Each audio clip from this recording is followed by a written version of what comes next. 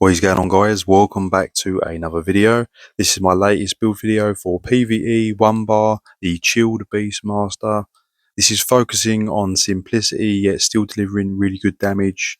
Really great for group and solo play. So we'll get into the full breakdown, all the sets and the skills that we are using. So only really using 4 skills on this build. Really easy to just pick up and play. And it's got a lot of survivability with a lot of healing as well. Also boosting the health recovery to nearly 3k. So you can definitely last on your own pretty easily. And like I said, also really great for group. You're still delivering really high damage in the range of 90k to maybe 100k on a really good pass. So we'll get into the sets first of what we're actually running on this build. Like I said, bear in mind it is 1 bar, so it's all for simplicity. So the first set that we are running is the Tideborn. So we're running 2 Tideborn daggers, 1 Nirnhoned and 1 precise, 1 with a flame and 1 with a poison enchantment. So this is the new crafted set. It increases your direct damage done to monsters by 12%. So this is from the latest expansion. You can have this crafted or have someone craft this for you. And the next set we're running is 1 piece slime core light on the head.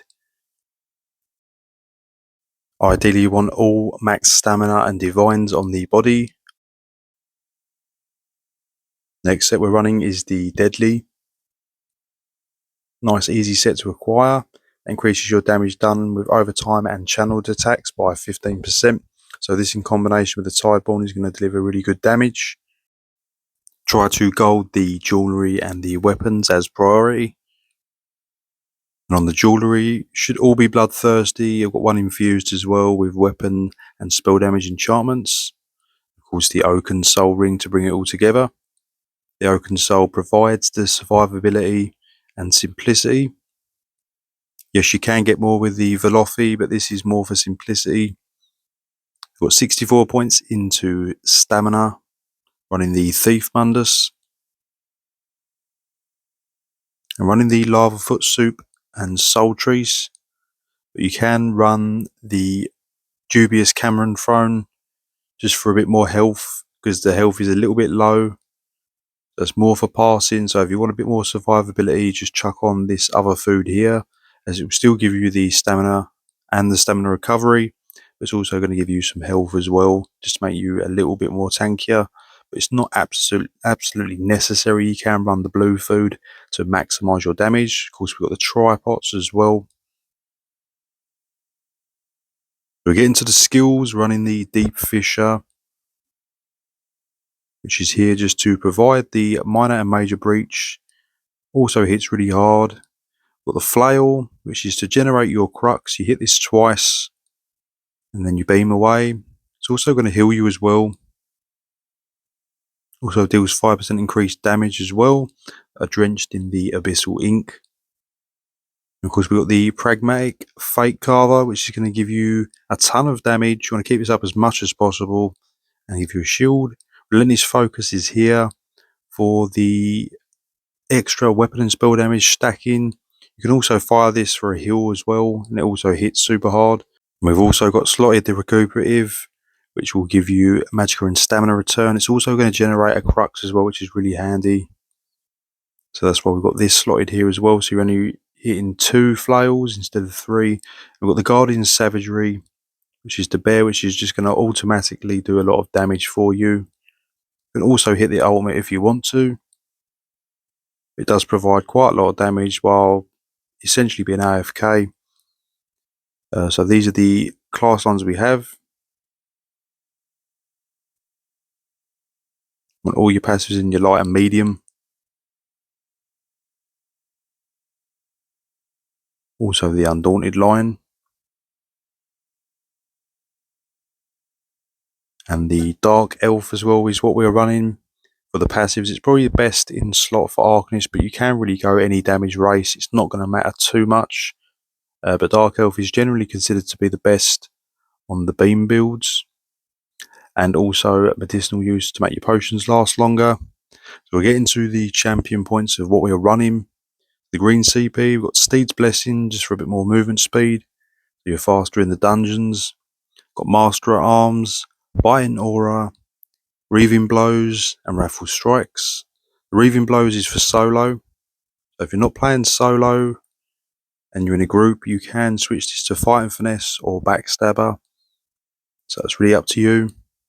You have more survivability with the Reaving Blows. And on the red CP, we've got Boundless Vitality, Rejuvenation, Strategic Reserve, and Celerity. The Strategic Reserve is here because if you don't want to hit the bear's ultimate and you just want it running AFK, it's going to give you nearly 3k health recovery, so you're going to have a lot of health return, particularly with the Reaving Blows. So we get into how to play the build. So really you just put up Recuperative, you drop the Sub Assault, and then you hit 2 flails, and then you just beam away. And that is pretty much it, and then you just recast the skills when they drop off. 2 flails, beam away, and just keep up the Recuperative and the Deep Fissure, and that's pretty much all you've got to do. It's really nice and simple while still delivering quite high damage.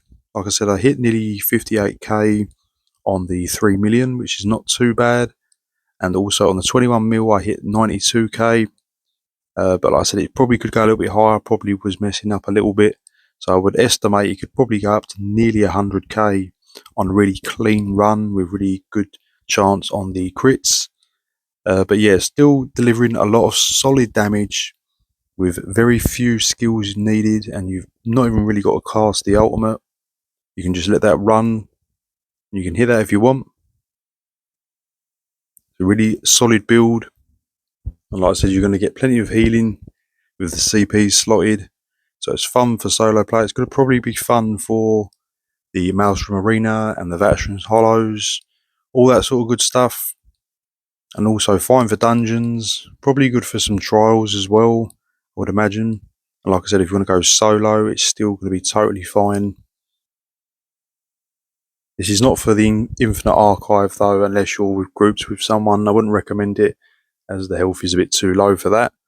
But everything else you should be totally fine. World bosses, it's going to absolutely destroy. I've got some clips here for you guys as well. This is just the clip of the 3 million dummy, but I've also got the full clip of the 21 mil pass, and also me hitting a DLC world boss as well for you.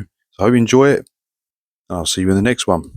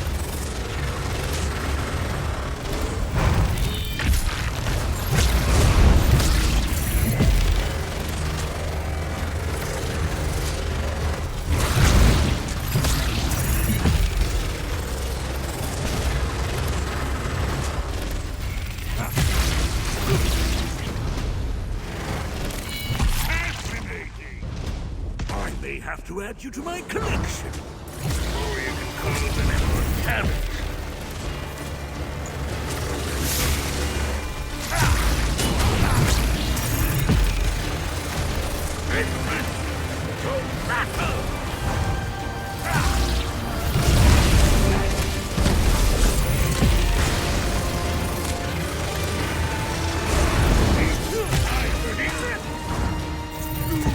Any idea how expensive a freak Richmond to battle?